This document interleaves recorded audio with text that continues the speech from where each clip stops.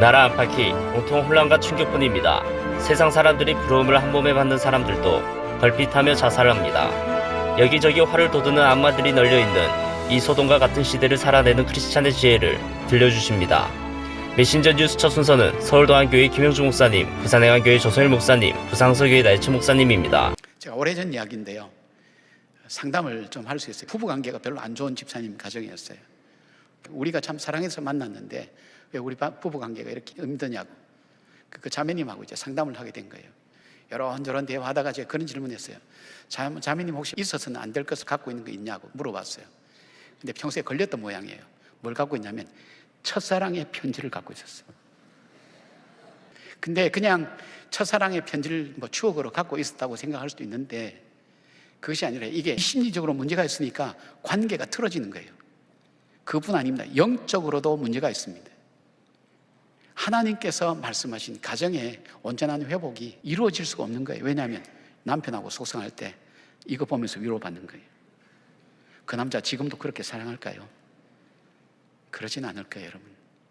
내 삶 속에 하나님의 백성으로 가지지 말아야 될 것을 내가 간직하고 있고 정말 갖고 있어야 될 것을 간직하고 있지 않으면 내 속에 예배의 기쁨이 없어요. 진정한 회복은요, 회개를 통해서 시작됩니다. 회개가 뭐냐면 내 안에 하나님 자녀답게 살지 못하는 모든 것을 갖다 버리는 것입니다. 그리고 그 다음에 하나님께 드릴 것으로 그 안에 채우는 것. 그럴 때에 가장 중요한 예배 회복이 일어나고 하나님 백성의 정체성을 찾게 되는 것입니다. 여러분, 오늘 우리 안에 하나님께 드릴 방에 세상의 것으로 가득 채워져 있지는 않습니까?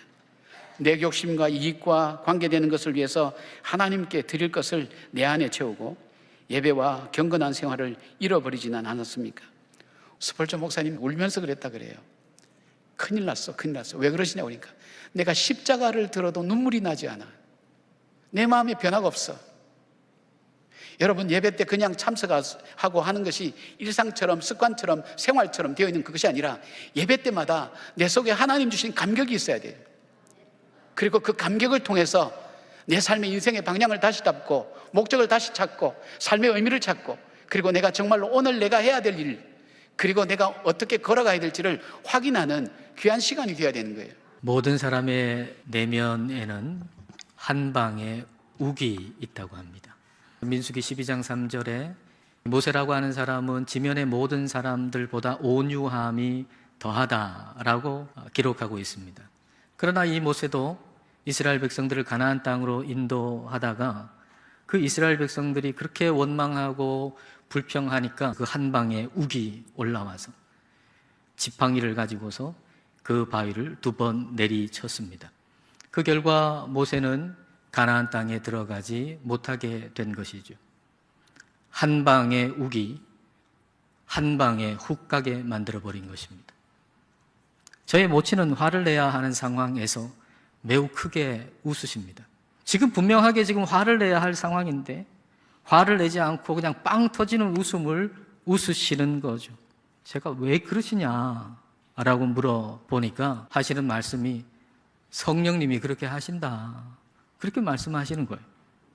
내면의 화가 감지될 때 성령님께서 웃음을 주셔가지고 그 화를 진압하는 영적인 스프링클러의 역할을 하게 하시는 거죠. 그렇지 않았으면 속은 새까맣게 타들어가가지고 지금은 아마 재만 남았을 것입니다. 여러분, 오늘 우리 자신에게도 한번 물어보십시다. 내 안에 스프링클러가 작동하고 있는가? 우리의 삶에 화날 일이 있죠. 부당한 대우를 받을 때도 있고 부당한 비난을 받을 때도 있죠. 그런데 그때마다 분노로 대처한다면 그 분노로 남을 태우기 전에 나 자신이 먼저 다 타버리고 말 것입니다. 하나님께서 모세에게 엄격하셨던 것은 오늘날 특별히 교회의 지도자들에게 엄격하다는 것을 가르쳐 주시는 것입니다. 여러분, 직분은 책임이 있습니다. 그러므로 저를 비롯하여 직분을 가지신 여러분들이요, 한 방의 욱이 한 방에 훅 가게 만들 수 있다는 것을 기억하시고 조심하셔야 합니다. 모든 생각을 사로잡아 그리스도께 복종시켜야 합니다.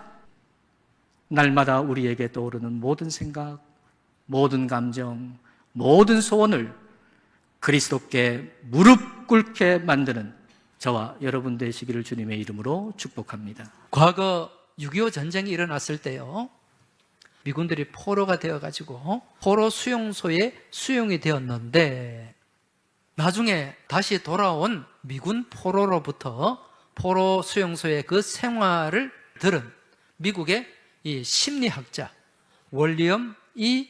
메이어라는 학자인데, 이분이 나중에 이분들의 증언을 토대로 해서 연구한 과제가 있습니다. 그 연구를 통해서 발견한 게 미라스무스 신드롬이라는 거예요. 우리말로 하면은 자포자기 증후군, 그렇게 할 수가 있습니다. 이제 미군이 북한군과 중공군들에게 포로가 되었는데, 실제로는 그렇게 가혹 행위를 맞이하지 않고 심리적으로 이 사람들을 완전히 탈진하도록 어떻게 했는가? 포로 수용소 안에 여러 규칙을 어긴 사람들을 서로가 서로를 밀고 하게 하는 거예요. 그러면은 그 밀고 한 사람에게 보상을 해주는 겁니다. 서로가 서로를 불신하게 하는 거예요. 포로 수용소 안에서도 편지를 보낼 수가 있었답니다. 그래서 이 미군 포로들이 미국으로 편지를 보낼 거 아닙니까? 답장이 오면은 기뻐할 수 있는 그런 내용들이 있으면은 검열을 해가지고 다 빼버리는 거예요. 누가 죽었단다, 어느 집 부인이 남편을 기다리지 못하고 새로 시집을 갔단다, 정말 눈이 뒤집히고 절망이 막 그냥 엄습해 올 거 아닙니까? 이런 편지들만 전해주는 거예요. 그러면서 삶의 의지를 잃어버리는 겁니다. 그러니까 포로 수용소 문을 열어놔도 도망가지 않을 정도로 자포자기가 되어버리는 거예요. 여러분, 영적인 미라스무스 신드롬도 있습니다. 이걸 누가 심어주는가? 사탄이 심어주는 거예요. 마귀는요, 전공이 무엇인가? 우리의 소망을 꺾어버리는 것입니다. 그래서 오늘 말씀 29절에 보면, 내가 너희에게 말하기를 그들을 무서워하지 말라, 두려워하지 마라. 너희보다 먼저 가시는 너희의 하나님 여호와께서 애굽에서 너희를 위하여 너희 목전에서 모든 일을 행하신 것 같이 이제도 너희를 위하여 싸우실 것이며, 무서워하지 말고 두려워하지 말고 하나님을 절대적으로 신뢰하라는 거예요. 하나님이 대신 싸워주신다는 거예요. 현대인들은 세상 일에는 판사나 검사, 자신의 일에는 변호사인 풍조가 만연해 있습니다. 다들 판검사 변호사이면 죄인은 누굴까요? 또다시 예수님을 십자가에 못 박는 악한 시대입니다. 이런 세상을 기독교인으로 어떻게 제대로 살아낼 수 있을까요? 메신저 뉴스 두 번째는 광주 안림교회 김영주 목사님, 대전 제1교회 김철미 목사님, 경주 남부교회 김상전 목사님을 연결합니다. 여러분, 계엄에 실패한 사람들도 자신들이 죄인이 아니라고 변호하는데, 모두가 죄인이고 의인은 하나도 없다는 말씀에 저는 죄인이 아닌 것 같은데요, 우리 양림교회는 적어도 의인이 10명 이상은 있는 것 같은데요 라고 반문할 수 있어야 됩니다. 오늘 본문 말씀인 로마서는 사도 바울이 로마 교회 성도들에게 보낸 편지입니다. 기록된 바 의인은 없나니 하나도 없으며 깨닫는 자도 없고 하나님을 찾는 자도 없고 다 치우쳐 함께 무익하게 되고 선을 행하는 자는 없나니 하나도 없도다. 성도 여러분, 오늘 사도 바울의 말처럼 우리는 모두 죄인이고 우리 교회에 의인이 한 명도 없다는 오늘 본문 말씀에 여러분 동의하십니까? 아멘 하세요? 네. 무턱대고 동의하면 잘 알지도 못하고 무턱대고 믿는 맹신도가 될 확률이 굉장히 높습니다. 여러분, 우리 교회에 예수님 열심히 잘 믿는 신실한 성도 한 명도 없어요? 저는 신방을 요즘 열심히 다녀요? 있어요. 여러분, 제가 생각할 때는 있는데요, 이런 생각 할 수 있어야 돼요. 그렇습니다. 내가 죄인입니다 라고 쉽게 동의해버리면 내가 무슨 죄를 지었는지 알 수가 없고 죄가 무엇인지를 절대로 알 수 없습니다. 여러분, 그냥 난 죄인인 거예요. 그냥 성경이 그렇다니까 난 그렇습니다. 모르고 믿는 거거든요. 맹신. 따져 물어야 성경이 말씀하고 있는 죄가 도덕적으로 착하게 살지 않는 것이 아니라 하나님을 주인으로 인정하지 않고 하나님 대신 내가 주인 노릇하려는 것임을 깨달아 알 수가 있습니다. 저는 87년 민주화 운동이 한창이던 시대 대학을 갔어요. 그 시대 청년입니다. 저에게는 계엄이라고 하는 것 자체가, 특히 광주는요, 무서운 거잖아요. 아주 중대한 범죄 행위로 보입니다, 여러분. 그러나 계엄을 주도한 사람들이 자신들의 행위가 죄인지 아닌지를 따지기 위해 변호사를 선임해서 변호하는 모습을 보면서 민주주의가 무엇인가를 실감하고 있어요. 내 눈에는 그냥 입 다물고 감옥에 가고 달게 죄를 받겠습니다, 이럴 줄 알았는데 변호사를 대동해가지고 변호를 한단 말이에요. 이게 민주주의. 성경은 우리를 변호해줄 변호인이 있다라고 말씀하십니다. 로마서 8장 34절 말씀을 함께 읽겠습니다. 누가 정죄하리요? 죽으실 뿐 아니라 다시 살아나신 이는 그리스도 예수시니 그는 하나님 우편에 계신 자요 우리를 위하여 간구하시는 자시니라. 예수님이 우리의 변호인이라는 말씀이에요. 요한일서 2장 1절 말씀도 함께 읽겠습니다. 만일 누가 죄를 범하여도 아버지 앞에서 우리에게 대언자가 있으니 곧 의로우신 예수 그리스도시라. 여기서 대언자가 헬라어로 파라클레토스인데 변호인이라는 의미를 가지고 있습니다. 예수님이 변호인이라는 말은 우리가 아무 죄나 막 지어도 예수님이 변호해 주시기 때문에 괜찮다라는 말이 아닙니다. 예수님은 우리가 고용한 변호인이 아니라 하나님께서 알선해 주신 국선 변호사입니다. 우리가 변호인인 예수님께 지불할 수 있는 수임료, 바로 믿음입니다. 예수 그리스도가 복음이고 하나님의 은혜임을 믿을 때에 예수님이 변호해 주시는 혜택을 누릴 수 있고 하나님의 은혜를 누릴 수가 있습니다. 오늘 이 데살로니가 교회라고 하는 곳을 우리가 들여다보는 이유는 하나님께서 이 교회를 한번 봐라, 잘 살펴봐라, 그런 메시지가 있는 거예요. 이 교회는 한 3주 정도 만에 설립된 교회다, 이렇게 알려져 있죠. 바울이 두 번째로 전도 여행을 떠났을 때 고린도 교회 같은 경우에는 1년 6개월을 있었단 말이에요. 그러니까 시간이 얼마나 지났느냐, 이게 중요한 게 아니더라고요. 신앙생활도 마찬가지인 것 같아요. 얼마나 오랫동안 보다도 얼마나 깊이 있게, 얼마나 알맹이 있게, 훨씬 더 중요한 거죠. 이 교회는 그렇게 아주 평탄하게 순탄하게 지어진 교회가 아니에요. 사도 바울이 들어올 때부터도 계속 고난 중에 그런 상황이었단 말이에요. 보통 보면 고난이 있으면 깨지잖아요, 그렇죠? 그냥 무너져 버리잖아요. 데살로니가 교회를 우리는 자세하게 주목해서 보지 않을 수가 없는 거예요. 여러분, 이 데살로니가 사람들을 한번 생각해 보시겠습니까? 그 지경에 있어서 거의 수도라고 여길 만한 총독이 주재하는 그런 도시였단 말이에요. 근데 이 사람들이 처음으로 예수의 복음을 들은 겁니다. 무슨 일이 발생했죠? 여기 보시면 3절에 보시면 너희 믿음의 역사와 사랑의 수고와 예수 그리스도에 대한 소망의 인내가 생겨나게 된 거예요. 복음 때문에 믿음이 작동하고 역동하기 시작한 거예요. 그게 막 운동하기 시작한 거예요. 믿음대로 살았거든요. 믿음대로 뿌렸거든요. 복음을 처음 접하는 데살로니가인들에게는 내가 믿음대로 예수님이 나의 주님이 되셔, 내 죄를 위해서 죽으시고 부활하신 나의 주님이셔, 그분에게 내가 의탁하고 그분에게 기도하고 그분에게 도움을 구하면 그분 예수께서 내 삶에 개입하시고 내 삶에 응답하셔. 근데 그 다음입니다. 사랑의 수고예요. 그 동안에는 사랑받는 것만 생각해요. 내가 인정받고 내가 어떤 존재인지에 대해서 예민했어요. 그런데 사랑에 대해서 생각하는 방향이 달라졌어요. 네가 나한테 해줘야지 나도 해준다가 아니었어요. 사랑에는 수고가 따르는 거구나. 사랑은 내가 먼저 헌신해야 되는 거구나. 내가 먼저 내 자신을 들어야 되는 거구나. 방향성이 달라졌죠. 그리고 소망의 인내가 생겼어요. 누구에 대한 인내예요? 예수님에 대한 인내예요. 예수님이 오실 거야 하는 그런 소망의 인내를 가지고 지금 참아나가고 있는 거예요. 그러니까 삶 자체가, 가치관 자체가 바뀐 거예요.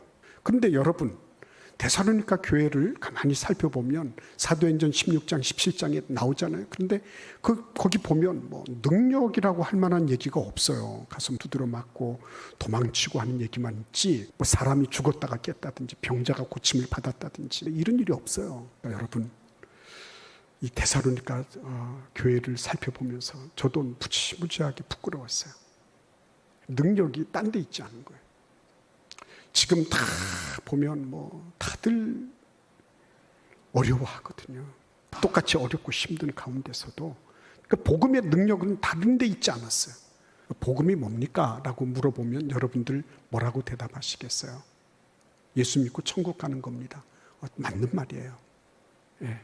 내 병이 나음을 받고 내가 다시 회복되고, 그동안에 우리가 우리를 위해서 하는 일이었어. 복음처럼 보일 수 있어요. 성경 전체를 통해서 보면 복음이라고 하는 것은 진짜 능력은 어디에 있습니까? 2장 7절을 읽겠습니다. 우리는 그리스도의 사도로서 마땅히 권위를 주장할 수 있으나 도리어 너희 가운데서 유순한 자가 되어 유모가 자기 자녀를 기름같이 하였으니 그랬습니다. 그렇죠? 유에 있는 그대로 모든 사랑을 다 쏟는 거죠. 어머니 마음 아니에요? 그렇죠? 너와 나를 상대화시키고 너와 나를 각각 떨어뜨려진 그런 거리감 있는 존재로 보는 게 아니었어요.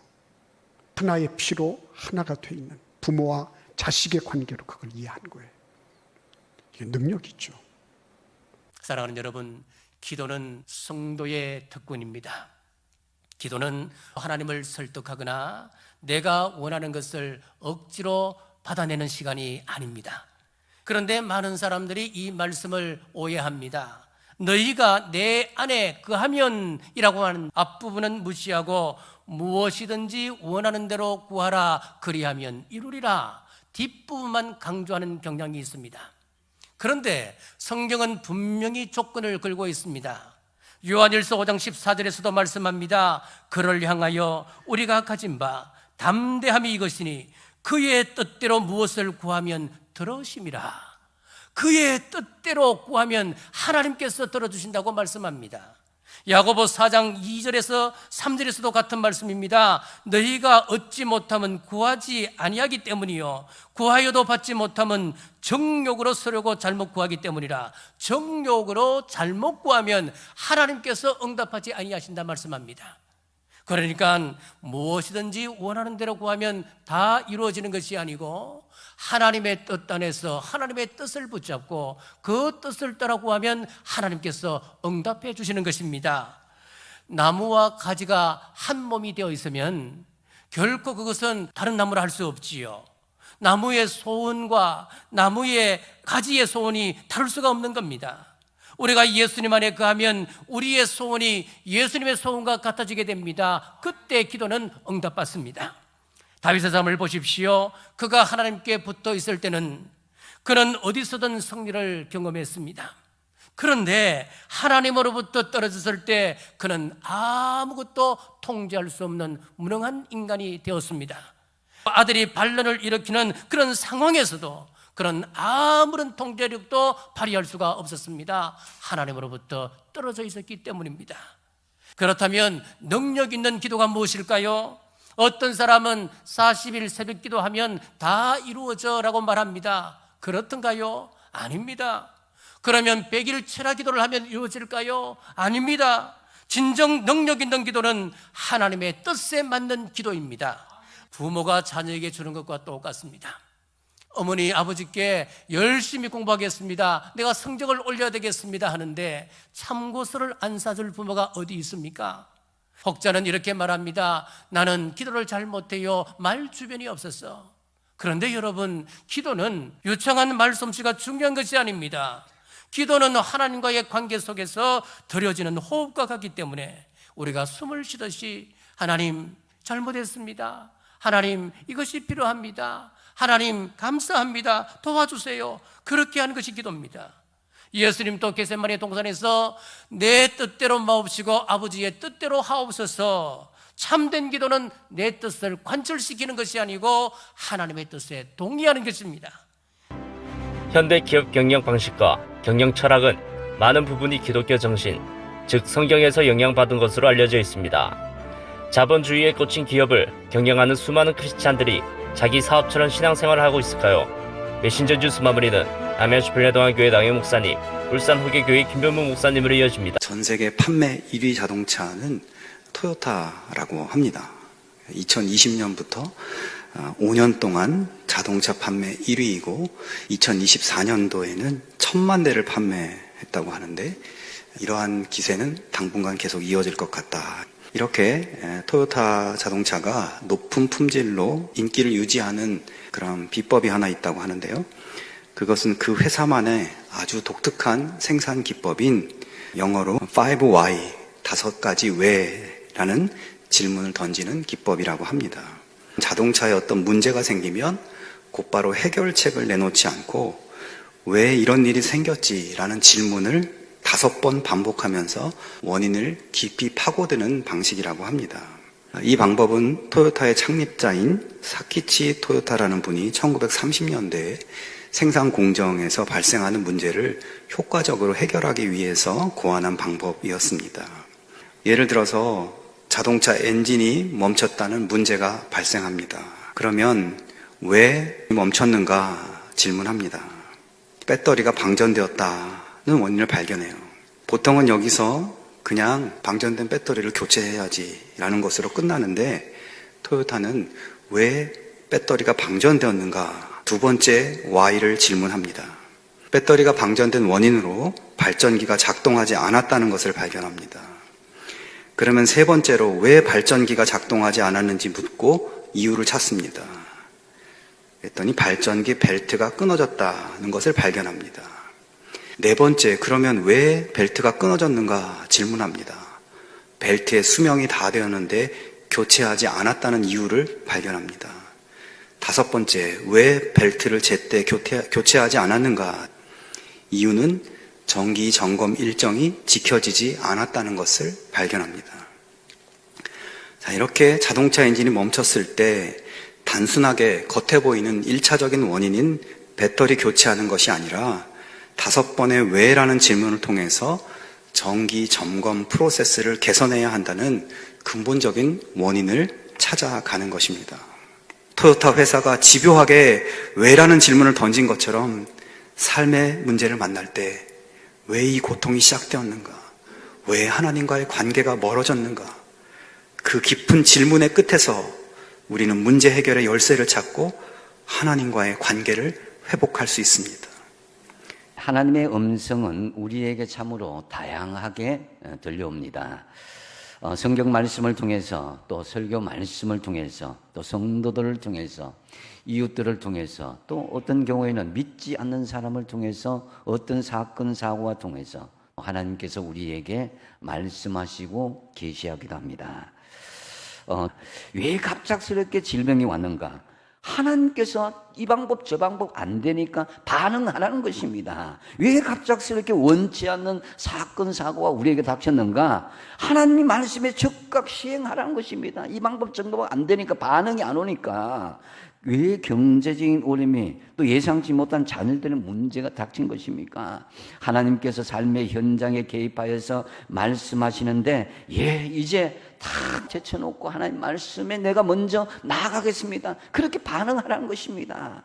나는 문제가 없다. 나는 경제적인 어려움이 없고 참 행복하다. 나는 하나님의 큰 은혜와 축복을 받았다. 그것이 정말 계속 진행된다고 생각하십니까? 이 땅에 사는 동안. 여러분, 우리가 이 땅에서 누리는 행복, 만족, 꿈을 성취하는 것 모두 머물러 있는 것이 아닙니다. 머물러 있을 수도 없고요. 그러면은 신앙적인 동맥경화에 걸리고 말 것입니다. 하나님께서는 각 시대마다 쓸 사람들 다 불러내시는 거예요. 노아와 아브람을 부르셨고, 여호수아와 모세를 부르셨고, 세례 요한과 바울을 다 부르셨습니다. 그리고 지금 이 시대에 하나님을 전혀 모른 채 육신에 사로잡혀 있던 저와 여러분들을 믿음의 사람으로 부르셨다 이거예요. 하나님께서는 사무엘을 부르셨듯이 사랑하는 백성들을 친히 부르시고 사명을 주십니다. 그래서 9절에 보면 엘리가 사무엘에게 어떻게 해요? 여호와여 말씀하옵소서.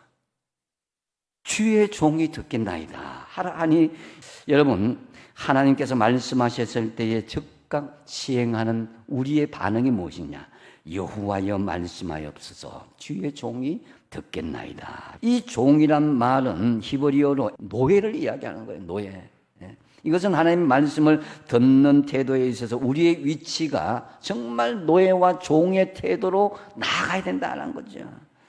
그래서 우리는 하나님의 말씀을 종의 본분에 맞게 시행할 수 있어야 됩니다. 요즘 청년들 참 취업할 곳이 많지 않다고 취업난에 대해서 막 호소하고 있죠. 하지만 반대로 회사 측 입장에서는 쓸만한 사람이 없다고 또 회사 측에서는 이야기하죠.